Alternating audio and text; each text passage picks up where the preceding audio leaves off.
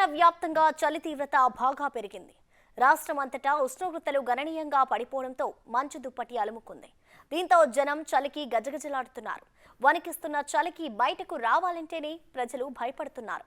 రహదారులన్నీ మంచుతో కప్పేయడంతో వాహనదారులు ప్రయాణం చేయడానికి ఇబ్బందులు పడుతున్నారు.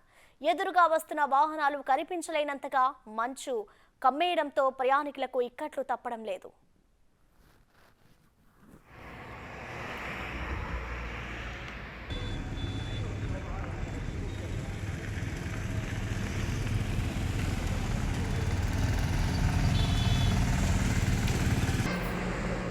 రాష్ట్ర వ్యాప్తంగా చలి తీవ్రత పెరుగుతోంది. నేడు రేపు హైదరాబాద్తో పాటు రాష్ట్రంలోని పలు జిల్లాలకు పొగమంచు పరిస్థితులకు సంబంధించి ఎల్లో అలర్ట్ ని జారీ చేసింది వాతావరణ శాఖ.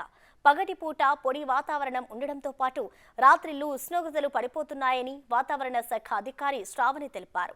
క్రింది స్థాయిలో గాలులు తూర్పు ఆగ్నేయ దిశల నుంచి తెలంగాణ రాష్ట్రం వైపుకి వీస్తున్నాయని, ఈ రోజు రేపు ఉదయం సమయంలో పొగమంచు ఏర్పడే అవకాశం ఉందని అంటున్న వాతావరణ శాఖ అధికారి శ్రావణితో మా ప్రతినిధి అంజుమ ఫేస్ టు ఫేస్. వ్యాప్తంగా చలి తీవ్రత పెరిగిపోతుంది. కనిష్ట గరిష్ట ఉష్ణోగ్రతలు కూడా తీవ్రంగా పడిపోతున్నాయి.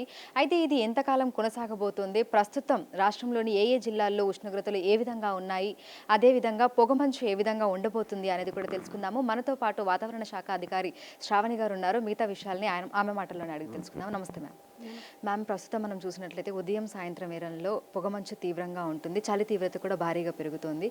ఇది ఇంకా ఎంతకాలం కొనసాగే అవకాశం ఉంది? ప్రస్తుతానికి చూసుకుంటే మనకి ఉత్తర మరియు ఉత్తర ఈశాన్య దిశ నుంచి కొద్దిగా బలమైన గాలులు వీస్తున్నాయి. ముఖ్యంగా ఉత్తర తెలంగాణ జిల్లాల పరిసర ప్రాంతాల్లోని, అలాగే దక్షిణ మరియు దక్షిణ ఈశాన్య తెలంగాణ జిల్లాల్లో మనకి తూర్పు వైపు నుంచి